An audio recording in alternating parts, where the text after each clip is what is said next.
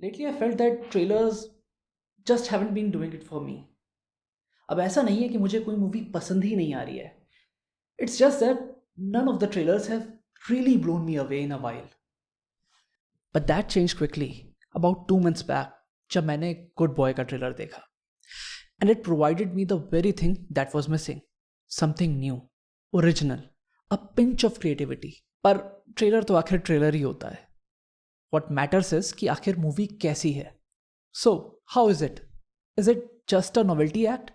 Or is there some substance to it? Let's talk.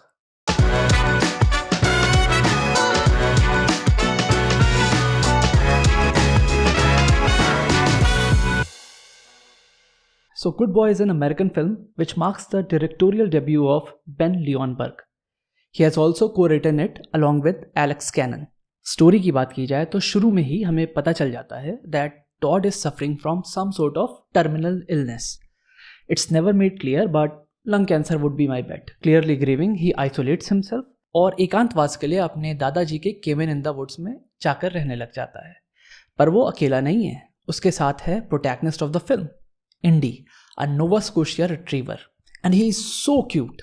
नए घर में आते ही इंडी का बिहेवियर कुछ बदल सा जाता है. अंधेरे में वो दीवारों में परछाइयां ढूंढने लगता है, हल्की सी आहट, और वो पेरीमीटर चेक करने चला जाता है. पहले तो हमें लगता है कि ऐसा नए घर की वजह से हो रहा है, but then we get to meet a ghost dog and it becomes clear कि यहाँ कुछ ना कुछ तो पैरानॉर्मल एक्टिविटी चल रही है. On the other hand Todd is clearly struggling as well, पर वो किसी की हेल्प भी नहीं चाहता है. वो इवन अपनी बहन वेरा की कॉल्स भी पिक नहीं करता है. And it's quite understandable because he is someone who can see death approaching every single day.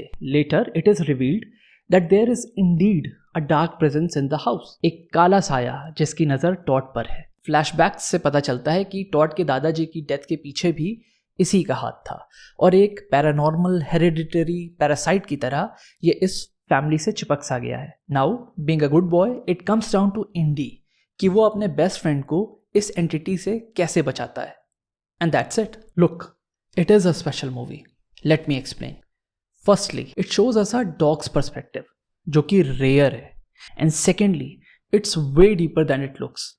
चलिए पहले इसी बारे में बात कर लेते हैं. ऊपर ऊपर से ऐसा लग सकता है कि ये एक रेगुलर हॉरर मूवी है, पर बात इतनी सिंपल भी नहीं है. Actually, it's a psychological horror which deals with love, loss and grief. Basically, it's a story about a person who is awaiting his imminent death. Obviously, he would be struggling to make some sense of it. अब ऐसी condition में एक इंसान की emotional state कैसी होगी, इसका अंदाज़ा लगाना भी बहुत मुश्किल है. And remember, he is not alone. उसके साथ उसका डॉग यानी इंडी भी है. एक स्टडी के अकॉर्डिंग ओनर के बिहेवियर और इमोशनल स्टेट का असर उनके डॉग पर भी पड़ता है. अगर ओनर हेल्दी है, हैप्पी है, उनका बॉन्ड स्ट्रांग है, तो डॉग भी हैप्पी और हेल्दी रहेगा, एंड वाइस वर्सा. पर क्या हो अगर ओनर खुद ही अपने सर्वाइवल के लिए लड़ रहा हो? I think this film tries to answer that exact question. देखिए, इस फिल्म में जो सिचुएशन दिखाई गई है वो ऑब्वियसली नॉर्मल नहीं है. एक ग्रोन अप इंसान के लिए मुश्किल होता है इस कंडीशन से डील करना. फिर इंडी तो एक सिंपल माइंडेड डॉग है.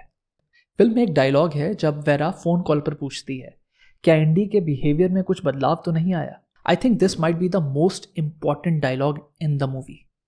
एक दूसरी स्टडी के अकॉर्डिंग, और हाँ मैंने बहुत पढ़ाई करी है इस वीडियो को बनाने के लिए, सीरियसली. एक दूसरी स्टडी के अकॉर्डिंग डॉग्स स्मेल करके कई प्रकार के कैंसर्स, हाइपोग्लाइसीमिया और कुछ बैक्टीरियल इन्फेक्शंस को डिटेक्ट कर सकते हैं. इनफैक्ट कुछ कंट्रीज में उन्हें ट्रेन करना भी शुरू कर दिया गया है. मुझे लगता है शायद इस फिल्म में पैरानॉर्मल जैसा कुछ है ही नहीं. ऑब्वियसली बीमारी की वजह से टॉड में कुछ साइकोलॉजिकल चेंजेस आए हैं और कुछ फिजियोलॉजिकल चेंजेस भी आए होंगे. And Indy being a dog can somehow detect those. And maybe that is the real ghost. Maybe it's Todd's fear and desperation that Indy is picking up. And being simple-minded, he is interpreting it as a predator or a ghost. Film में मुझे एक चीज़ और बहुत interesting लगी. Spoiler alert, Todd dies in the end. और इंडी के लिए उसके आखिरी शब्द होते हैं stay boy. जब वेरा आती है और वो इंडी को अपने साथ ले जाना चाहती है तो इंडी hesitates for a moment. And then he looks back at his now deceased master. Finally, he leaves with her. ये जो माइनर हेजिटेशन थी, ये टॉड और उसकी फैमिली की एक लॉन्ग अंडरलाइंग प्रॉब्लम की तरफ इशारा करती है. टॉड और उसके ग्रैंडफादर की लाइफ में कुछ पैरेलल्स दिखाए गए हैं. दोनों ही बीमार थे, दोनों ही एंड में आइसोलेट होकर कैबिन में रहने आ गए थे, दोनों ही के साथ उनके डॉग्स थे, दोनों को ये हेल्प नहीं चाहिए थी और दोनों ही एंड में उस घर में मर भी गए. Like them, that was supposed to be Indy's fate as well, had he stayed there in the end. But he chose to accept Vera's help and survived. अक्सर किसी फेलियर की वजह से, डिप्रेशन में, ग्रीफ में लोग खुद को दूसरों से अलग कर लेते हैं. शायद डर की वजह से लोग मजाक उड़ाएंगे, ज़माना क्या कहेगा वगैरह वगैरह. And they don't even accept help. शायद ईगो सामने आ जाता है. और यही प्रॉब्लम टॉड और उसकी फैमिली में भी थी. And they paid the price with their life. Don't be like them, be like Indy. वो समझ गया था कि प्रॉब्लम बड़ी है और वेरा की हेल्प के बिना वो सरवाइव नहीं कर पाएगा. एरिस्टोटल का कहना था, knowing yourself is the beginning of all wisdom. अपनी वीकनेस और लिमिटेशंस को समझें. And remember, there is nothing wrong with seeking help. या फिर स्टे बॉय से टॉड का सिंपल मीनिंग ये भी हो सकता है that he wants Indy to survive. पर जैसा इस मूवी में कुछ भी स्ट्रेट फॉरवर्ड नहीं है and I would like the ambiguity of this film to survive as well. Production की बात की जाए तो इस मूवी को बनाने में रफली 3 साल का समय लगा, जिसमें 400+ डेज ऑफ शूटिंग भी थी. अब इसका कारण और कोई नहीं बल्कि अपने सुपरस्टार इंडी ही हैं. इंडी कोई ट्रेन डॉग नहीं है बल्कि डायरेक्टर साहब के पेट हैं. देखा, यहाँ भी नेपोटिज्म है. ऐसा इसलिए किया गया ताकि शूटिंग आसानी से हो सके.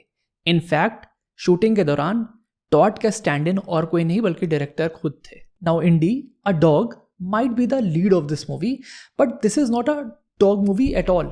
Because generally वो movies comedy और family oriented होती हैं. पर यहाँ ऐसा कुछ भी नहीं है. It's a psychological horror movie told from a dog's perspective. Shoot के दौरान Indy was the only 4-legged actor and there was no butt double either. Generally shooting 8 से 12 घंटे की होती है, पर क्योंकि डॉग्स बहुत जल्दी बोर हो जाते हैं इसलिए शूट केवल 2 से 3 घंटे ही की जाती थी. फिर इंडी ट्रेंड भी नहीं है, इस वजह से दिन भर की शूट के बाद अक्सर 1 या 2 वर्केबल शॉट्स ही मिलते थे. इसी वजह से प्रोडक्शन काफ़ी लंबा खिंच गया. दूसरी प्रॉब्लम ये थी कि इंडी अक्सर कैमरा क्यूज और मार्किंग्स को एग्जैक्टली फॉलो नहीं करता था और डायरेक्टर ये भी नहीं चाहते थे कि इंडी को बहुत ज़्यादा कोरियोग्राफ किया जाए. इसी वजह से स्क्रिप्ट को रेगुलरली अडेप्ट किया जाता था अकॉर्डिंग टू वट एवर वो shot on that particular day. So it is safe to say that most of the movie was shaped during the post production. इस तरह से ये शूटिंग एक मूवी कम बल्कि एक वाइल्ड लाइफ डॉक्यूमेंट्री को ज़्यादा रिसेंबल करती है. सिनेमाटोग्राफी की बात की जाए तो कैमरा मोस्टली इंडी के आई लेवल पे ही रखा गया है. इससे सराउंडिंग्स और लोग काफ़ी बड़े लगते हैं. शूटिंग मोस्टली इंडोर्स में की गई है. लाइटिंग काफ़ी कंट्रोल्ड है, मोस्टली अंधेरे में ही की गई है. It helped in creating a claustrophobic atmosphere जिससे हॉरर और भी इन्हांस्ड हो गया. अच्छा हाँ, पर जंप स्केयर्स कुछ कम ही यूज़ किए गए हैं and I think that was for the best. Screenplay अच्छा है, थोड़ा सा लैग करता है मिडिल में, but that's fine. Overall it's great. It's a great horror movie. It's a great psychological movie. भूत था नहीं था, it doesn't matter, as you like it. I was bowled over by the idea itself. Movie अच्छी है, that's just awesome. पर अब आपकी बारी है. आपको कैसी लगी ये movie? Good, bad, boring, whatever? Let me know. And thanks for watching.